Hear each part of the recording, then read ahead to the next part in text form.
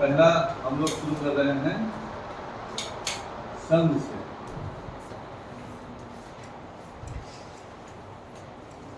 है ना?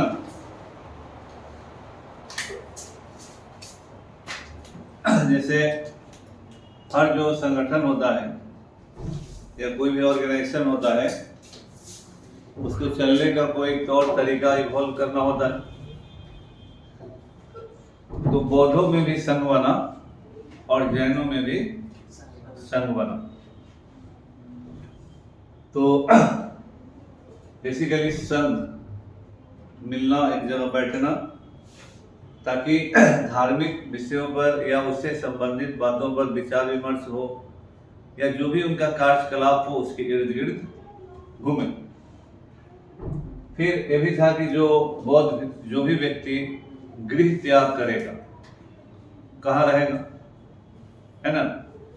तो उसी के लिए आगे चल के शब्द बनेगा संघाराम, है ना? संघ के आराम करने का जगह कहलाएगा संघाराम। संघ प्लस आराम,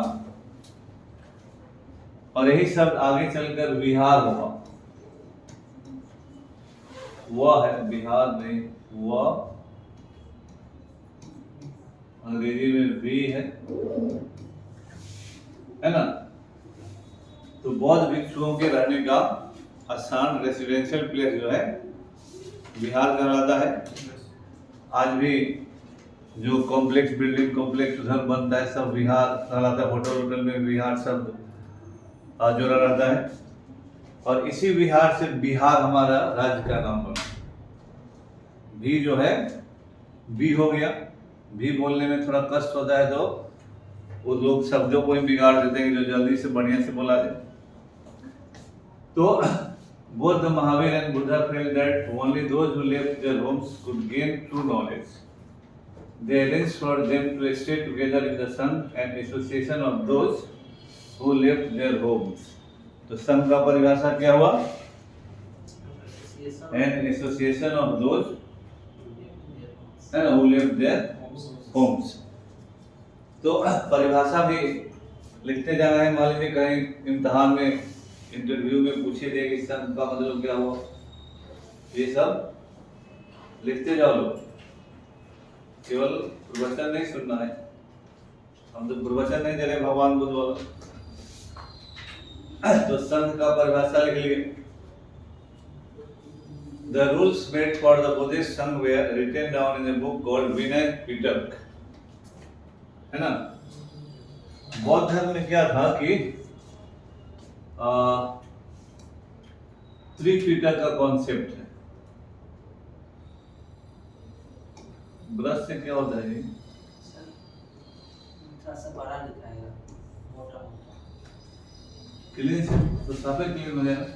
यस सर, पूरा क्लीन हो जाएगा। तो फिर इसको मिटाए कैसे?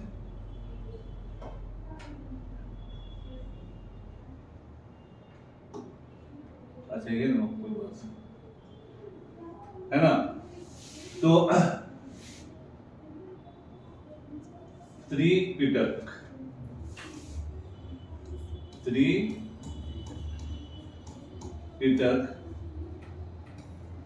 The three baskets. पिटक का मतलब टोकरी।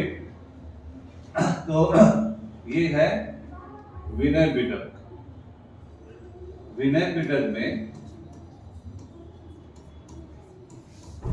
बौद्ध संघ के नियमों का उल्लेख है कि बौद्ध संघ कैसे चलेगा, पूरा जो फंक्शनिंग है, बौद्ध भिक्षुओं के लिए नियम, बौद्ध आगे चलकर बौद्ध भिक्षुनियों के लिए नियम, वो सारे विनय पिटक में हैं।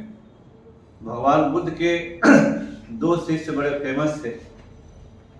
एक थे आनंद और दूसरे थे उपाली। तो उपाली ने विनय पिटक उवाचा। उपाली उस समय कहा गया उवाचा, recited, because in that period there was no provision of writing, there were no papers, no pens।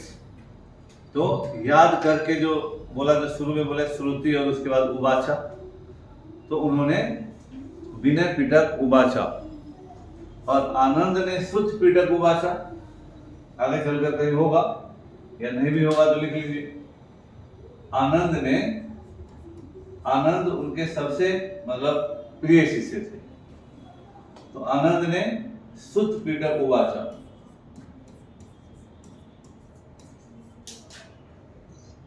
तो शुद्ध पीटक में भगवान बुद्ध के प्रीचिंग्स हैं, सर्मन्स हैं, ठीक है ना।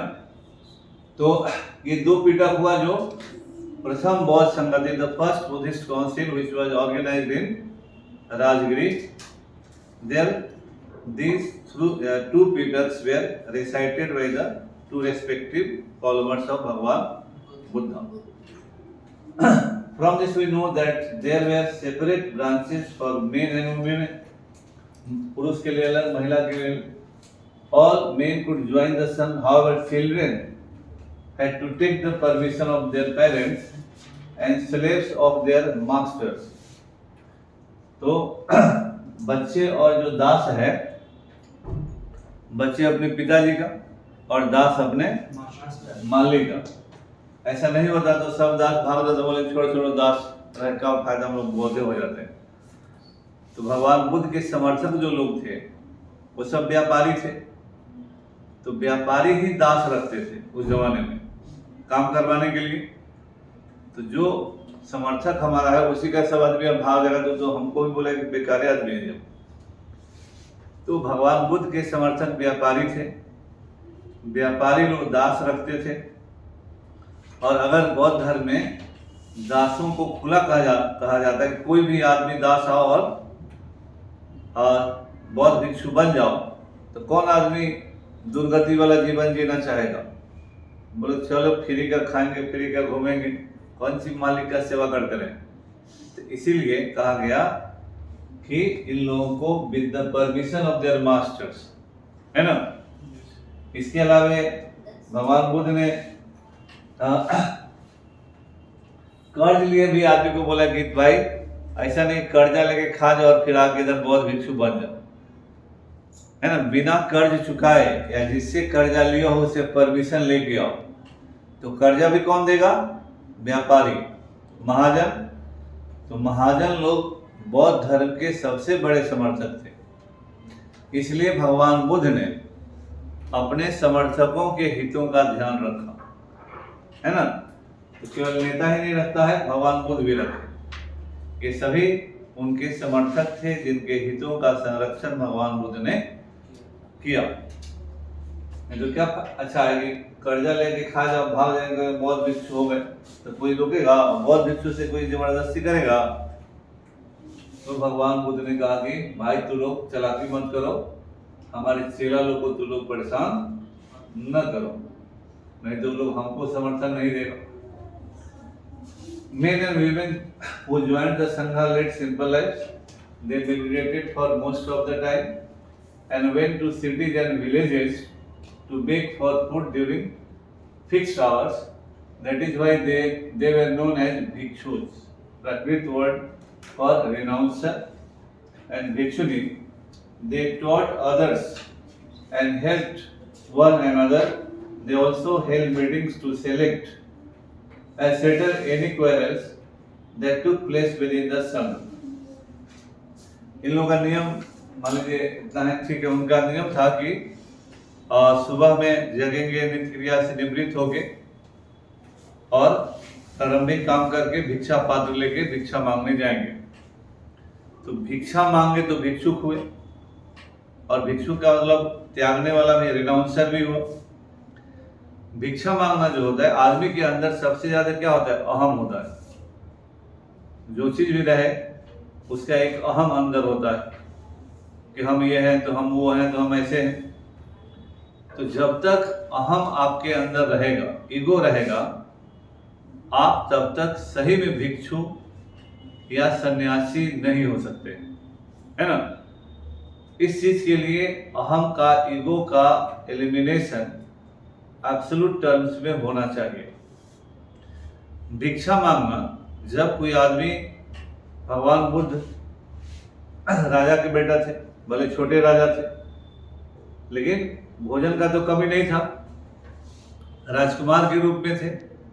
और तब जब वो कहेंगे कि भिक्षाम देहि, भिक्षा दो मुझे, हो सकता है कोई आदमी बोले बाबा घोड़े घोड़े चलाता है भिक्षा मांग, चल गलिया दिया कोई आदमी, कोई भगा दिया, कोई कुछ कर दिया, तो अपमान तो होगा। तो इन अपमानों को सहकर भी जो अपना काम करता रहा वही सही में भिक्षु और सन्यासी होगा। तो भिक्षा मांगने से मन के अंदर के अहम का नाश होता है, इसलिए ये लोग भिक्षा मांगते हैं, है ना। जो लोग साधु सन्यासी होते हैं, आजकल बहुत आदमी प्रोफेशनल भी होता है, स्टेशन पर जो भिक्षा मांगता है वो बहुत बहुत भिखारी के पास बहुत पैसा होता है। सर क्यूआर कोड दिया हैं? QR code. हाँ, एक भिक्षु बड़ा तो उसका बात की बख्तियारपुर में घर मकान सब था, जमीन था, है ना, और उसका बैंक बैलेंस भी बढ़िया था। फिर कितना सिनेमा में आप देखते हैं कि यहाँ बॉम्बे में जैसे यहाँ सिपाही जो लोग का तैनाती होता है कि चौराहा पर इतना पैसा लगेगा एक दिन का, नहीं कि अब धरा गए तो बोले कि लाओ 500 रुपये जाओ, तो लोगों को पता होता है अफसरों की यहाँ की असूली बढ़िया होता है। तो वहाँ पर अगर आपका ड्यूटी दिया जाएगा तो उसका बोली लगेगा कि जो इतना पैसा देगा उसका ड्यूटी। तो इसे एक सिनेमा में नहीं था कि भिखारी सबको या जो बच्चा सब गायब होता है, किडनैप होता है, अखबार में निकलता है ना कि हर साल इतने बच्चे, लाखों की संख्या में बच्चे गायब हो जाते हैं। तो हाथ पर तोड़ दिया, मुंह हाथ इधर उधर कर दिया, बोला कि चलो इसका ड्यूटी बोरिंग रोड, उसका ड्यूटी हाई कोर्ट, उसका ड्यूटी इनकम टैक्स, इस तरह से गैंग होता है। नहीं सिनेमा में देखते पुराने, और शाम में लाया कितना लाया, जो कम लाया उसको मारा 4 लाख, बोला इतने पैसा सूझता है तुम, तो वहाँ प्रोफेशन के तौर पर हुआ तो वो अलग हो गया। लेकिन भिक्षा मांगना धर्म और दर्शन में अपने मन के अंदर के अहम के नाश का एक तरीका होता है, तभी आपके अंदर में रियल जो सन्यासी वाला भाव है आ पाएगा। इसीलिए भगवान बुद्ध राजकुमार होते हुए भी बहुत सारे ऐसे लोग थे जो अच्छे घरों से थे। फिर बौद्ध धर्म में नियम था कि मान लीजिए कोई आदमी बहुत बढ़िया है, बोला कि आइए आइए भिक्षु महाराज लीजिए जितना लेना है। अगला दिन आप सोचे कि जो बड़ा ठीक आदमी, चल इसी के यहाँ से खट से मांगे घर चल जाए। भगवान बुद्ध ने शुरू में नियम बनाया कि भिक्षा जो मांगना है एक दिन के भोजन के लिए ही मांगना है, प्रतिदिन भिक्षा मांगने जाना है। जैसे ही आप इकट्ठा करेंगे आपके अंदर रिलैक्स होने का एक सेंस आ जाएगा, वो कि है ना अभी भोजन शुरू, हटाओ मटियो आज नहीं जाएंगे। तो भगवान बुद्ध जब तक जिंदा रहे, शुरू में उन्होंने कहा कि एक गांव में एक बार ही भिक्षा मांगो, देन चेंज द विलेज। लेकिन अब गांव उतना उस जमाने में नहीं था, इसलिए फिर भगवान बुद्ध ने नियम बनाया कि एक घर से एक बार, इन्हें की रोज जाकर टिका लिया उसके पास, है ना, तो घर बदल देना है। तो इससे क्या था कि जब तक भगवान बुद्ध जिंदा रहे भिक्षुओं में स्ट्रिक्टनेस, डिसिप्लिन सब मेंटेन रहा।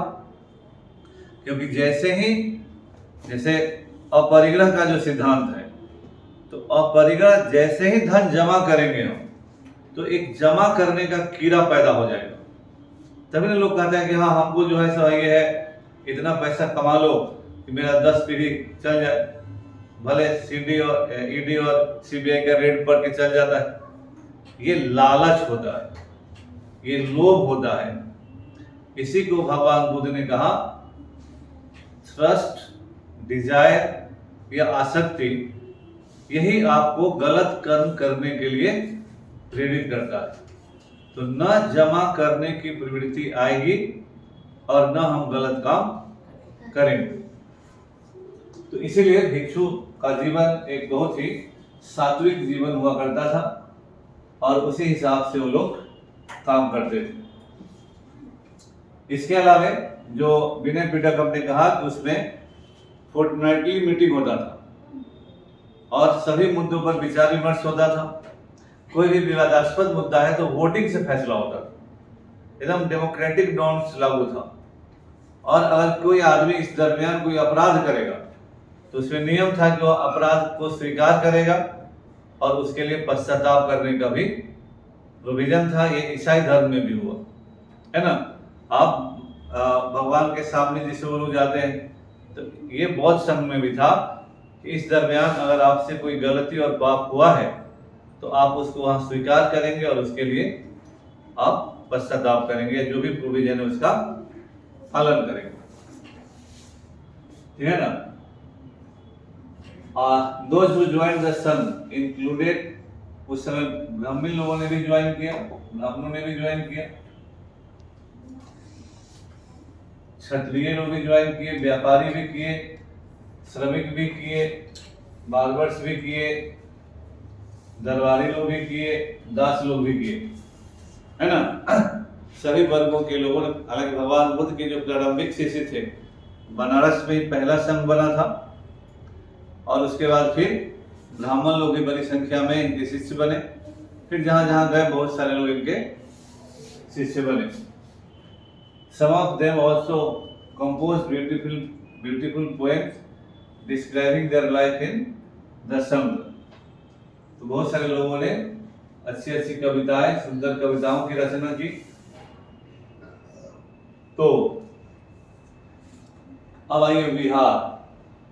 तो residential place of the Buddhist Monks को, है ना, बौद्ध भिक्षुओं के रहने के स्थान को बिहार कहते हैं, जो पहले बताए। To begin with both Jain and Buddhist monks went from place to place throughout the year teaching people.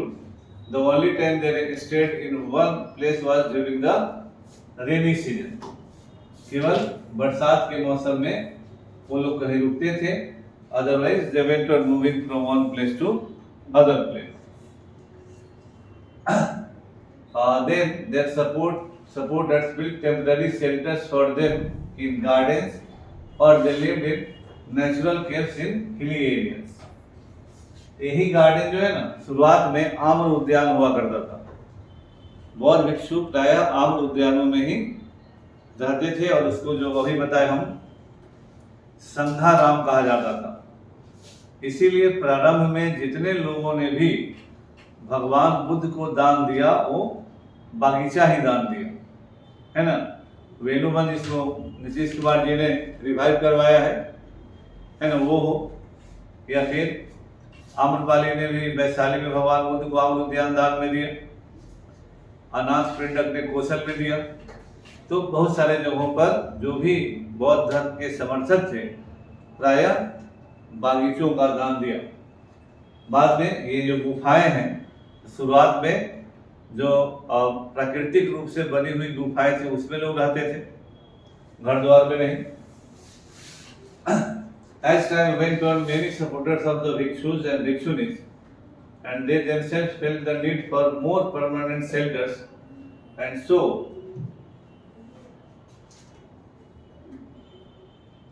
monasteries were built. These were known as viharas. The earliest viharas were made of wood and then of brick. Some were even in caves that were dug out in hills, especially in western India. शुरुआत में जो यह विहार है लकड़ी के बने, फिर ईंट के बने और बाद में गुफाओं को भी काटकर, गुफा मतलब पहाड़ को काटकर गुफा बना दिया गया। जैसे बराबर और नागार्जुन की पहाड़ियां हैं, दोस्तों आजीविकों के लिए है, लेकिन पश्चिम भारत में, वेस्टर्न इंडिया में बहुत सारा ऐसा केव्स बनाया गया ताकि वो लोग उसमें रहें, है ना। क्योंकि जब बौद्ध धर्म थोड़ा ये सब काटा हुआ केव्स है ना, पहाड़े को काट कर बना दिया गया है, ईंट को जोड़ कर नहीं बनाया हुआ, इसीलिए इसको रॉक कट केव्स कहा जाता है।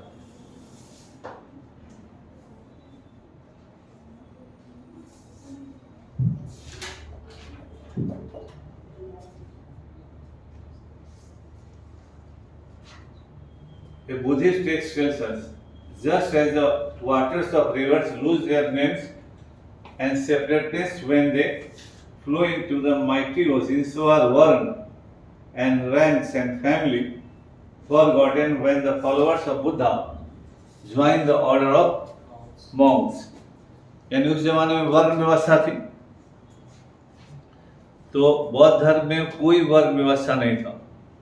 If you are entering into Buddhism you are just Bauddh, है ना। ब्राह्मण हो, क्षत्रिय हो, वैश्य हो, शूद्र हो, एनीबॉडी, आप राजा के बेटा हो, रंग के बेटा हो, आप जब वहां जाएंगे तो आपका कोई रैंक नहीं होगा, हायरार्की नहीं होगी। बौद्ध धर्म में एक ही हायरार्की थी, सीनियर और जूनियर का, है ना। इसी की मान्यता थी, इसके अलावे और कोई भी मान्यता नहीं थी। सामाजिक विभेदीकरण वहां नहीं था। Social discrimination was not there, was absent in Buddhism. Very often the land on which Viharas was built was donated by rich merchant or landowner or the king. The local people came with gifts of food, clothing and medicines for the bhikshus and bhikshuni. In return they taught the people. Over the centuries, Buddhism spread to many parts of the subcontinent and beyond. पहले जो विहार बनाए जाते थे वो कोई ना कोई दान देता था। स्वाभाविक है कि धनी लोग ही दान देंगे, व्यापारी देंगे, जमीन वाले लोग देंगे या राजा देगा, है ना। आम आदमी उनको खाने पीने का सामान उपहार में देता है। आज भी कहीं कोई साधु संत गांव में भी आ जाता है तो गांव वाले लोग उसे उपहार देते हैं भोजन के लिए। गांव वाले इंश्योर करते हैं कि हम भूखे रह जाए लेकिन पंडित जी भूखे न रहे, है ना। जो साधु सन्यासी आया वो जरूर खा ले, है ना।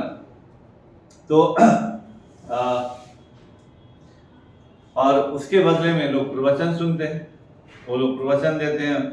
सभी लोग भाव विभोर होकर उनका बात सुनते हैं कि क्या बात बोले, क्या आत्मा है, क्या संसार है, क्या मृत्यु है, क्या जीवन है। लोग सुन के मस्त होकर घरे गए, दोनों आदमी का काम चला। और बौद्ध धर्म जो है शुरुआत में जब भगवान बुद्ध थे तो यूपी और बिहार में ही रहा। कौशल तक भगवान बुद्ध उधर गए, राजगीर में खूब घूमे, पटना भी घूमे, वैशाली भी घूमे, अपने घरे भी एक बार गए, है ना। तो इसी एरिया में, चूंकि उस समय मूवमेंट का तो लिमिटेशन था, पैदल ही घूमना था, जीप कार तो था नहीं कि हाँ धड़ धड़ घूम लेंगे, तो पैदल ही घूमना था। बरसात का लिमिटेशन था तो इतना ही दूर में घूमते रहे। लेकिन आगे चलकर जब प्रभाव बढ़ा तो बहुत सारे फॉलोवर्स हुए। तो जैसे मौर्यों के जमाने में लगभग ये ऑल इंडिया रिलीजन बना, क्योंकि अशोक बौद्ध धर्म में व्यक्तिगत रूप से अनुयायी हो। तो उस जमाने का अमेरिका था अशोक, या मौर्य वंश जो है अपने जमाने का अमेरिका था, बॉस इंडिया का। उससे बड़ा साम्राज्य भारत के इतिहास में कभी बना नहीं। फिर कुषाण जब हुए तो इंटरनेशनल रिलीजन बन गया। हालांकि अशोक के समय ही बौद्ध धर्म श्रीलंका गया, लेकिन कुषाणों के जमाने में बौद्ध धर्म भारत की सीमाओं के बाहर गया। तो अशोक या मौर्यों ने बौद्ध धर्म को अखिल भारतीय धर्म बनाया, तो कुषाणों ने इसे अंतरराष्ट्रीय धर्म बनाया, इंटरनेशनल बना दिया। तो बौद्ध धर्म उत्तर, दक्षिण, पूर्व, पश्चिम सभी दिशाओं में फैलते हुए भारत की सीमाओं से बाहर गया। तो आज जैसे थाईलैंड है, म्यांमार है, श्रीलंका है, कंबोडिया है, ये सब मेजॉरिटी बुद्धिस्ट देश है। हम लोगों के यहाँ 1-2% नहीं है, लेकिन म्यांमार में 90% बौद्ध है, श्रीलंका में 80% बौद्ध है, कंबोडिया में भी यही परसेंट है, थाईलैंड में भी है, जापान में भी सब्सटेंशियल बुद्धिस्ट है, चीन में बुद्धिस्ट है। मतलब बहुत साउथ ईस्ट एशिया के बहुत सारे देशों में बौद्ध धर्म है, बौद्ध धर्म को मानने वाले लोग हैं। जहाँ बौद्ध धर्म पैदा हुआ वहीं नहीं है लोग, है ना। हम लोग बिहार में कोई बिहारी बुद्धिस्ट आपको नहीं मिलेगा, है ना। A new form of Buddhism known as Mahayana Buddhism now developed. This had two distinct features.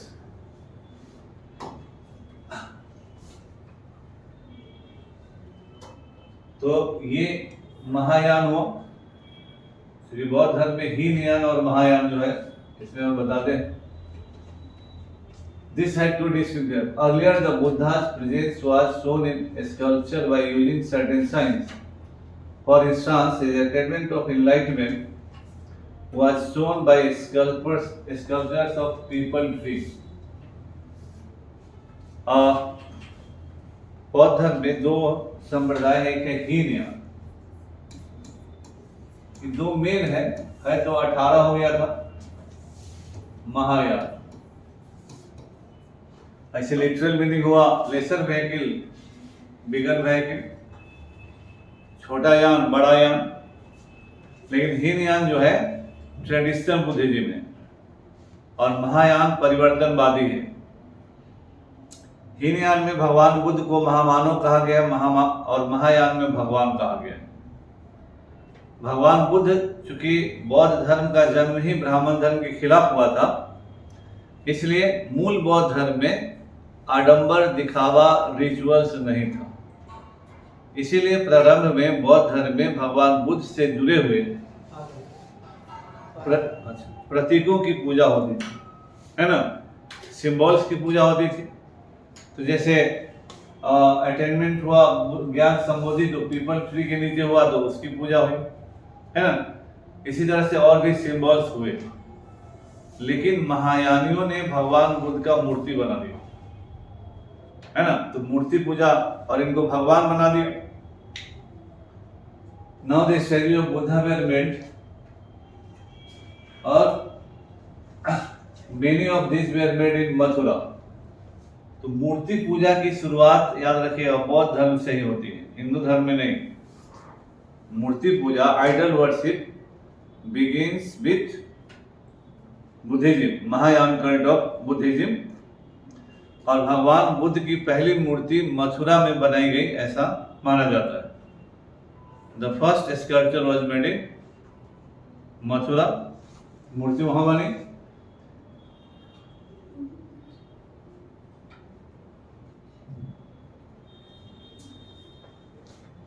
ठीक है। और दूसरा जो है वो है बोधिसत्व, भगवान बुद्ध के पूर्व जन्मों की कथाएं। जो जातक कथा आप लोग पढ़ते हैं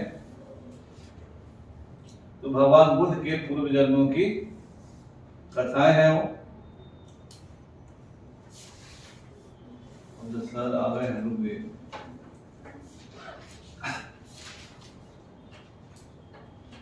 Who had attained enlightenment, once they attained enlightenment, they could live in complete isolation and meditate in peace. However, instead of doing that, they remained in the world to teach and help other people.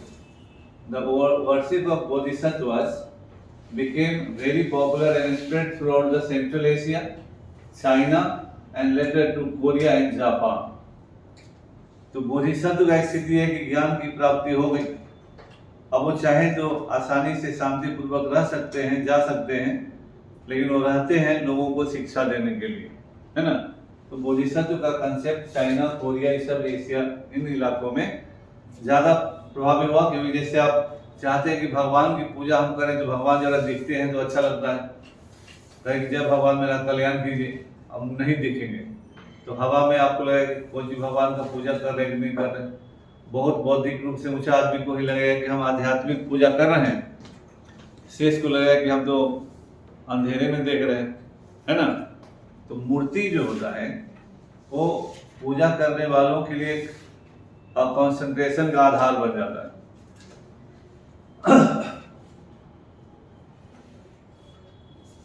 और पश्चिमी और दक्षिण भारत में भी Buddhism का प्रसार हुआ। और वहाँ बहुत सारे, क्योंकि वहाँ पहाड़ है तो जो अजंता, एलोरा, ये सब जो है, फिर सांची में, फिर नागार्जुनकोंडा में, अमरावती में, इन जगहों पर बहुत सारे केव्स और ये सब बने हुए हैं बौद्ध धर्म से जुड़े हुए। और Buddhism also spread south eastward to Sri Lanka, Myanmar, जो भी बोले आपको, ये सभी बुद्धिस्ट मेजोरिटी देश अभी भी है। यहाँ पर बौद्ध धर्म के लोग बहुसंख्यक हैं। और इंडोनेशिया में भी the older form of Buddhism known as Theravada Buddhism was more popular in these area. IR में पढ़े थे कल थेरवेदा बुद्धिज्म, है ना, याद नहीं है? ठीक है, ऐसे ही पढ़ो। ये पिलग्रिम्स का परिभाषा है कि तीर्थ यात्री कौन है ना? Are men and women who undertook take journeys to holy places in order to offer worship। तीर्थ यात्री वो लोग हैं जो पवित्र धार्मिक स्थानों की यात्रा करते हैं देवी देवताओं की पूजा करने के लिए। ये सब परिभाषा लिखना, केवल मुंह मत ताकना, है ना, और याद भी रहना चाहिए। The best known of these are the Chinese Buddhist pilgrims। Fahien Bharat में गुप्त काल में आया, वैनसांग भारत में हर्षवर्धन के समय आया, है ना, और इन सबों दोनों ने भगवान बुद्ध से जुड़े हुए सारे स्थलों की यात्राएं की और उन सभी के बारे में अपने संस्मरण लिखे हैं, मेमोरीज लिखा है। तो दो सबसे सेलिब्रेटेड विजिटर्स हैं, फाहियान और वैनसांग। याद रखिएगा, फाहियान चंद्रगुप्त विक्रमादित्य के समय आया, गुप्त वंश के समय, और वैनसांग आया हर्षवर्धन के समय।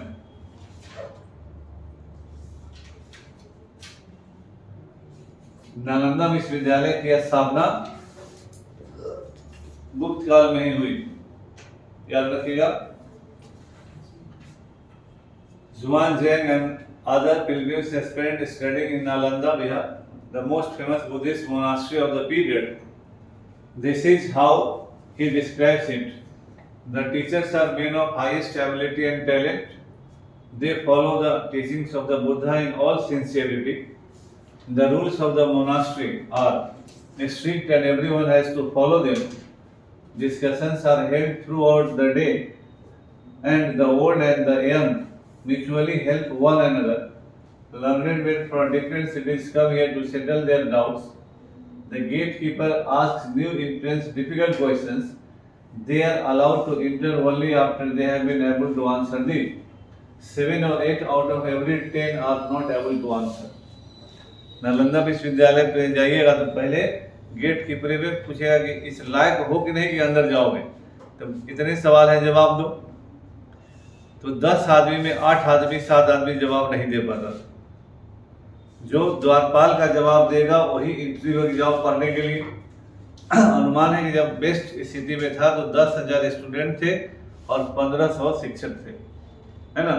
प्राय सबों को रहने के लिए एक एक रूम होता था, मेडिटेशन के लिए जगह होता था, डिबेट डिस्कशन चलता था, एक दूसरे से सवाल और जवाब दिया जाता था, एक दूसरे का लोग सहयोग करते थे। बौद्ध धर्म में नियम ही था कि बौद्ध भिक्षु भी एक दूसरे का ही सहयोग करेंगे।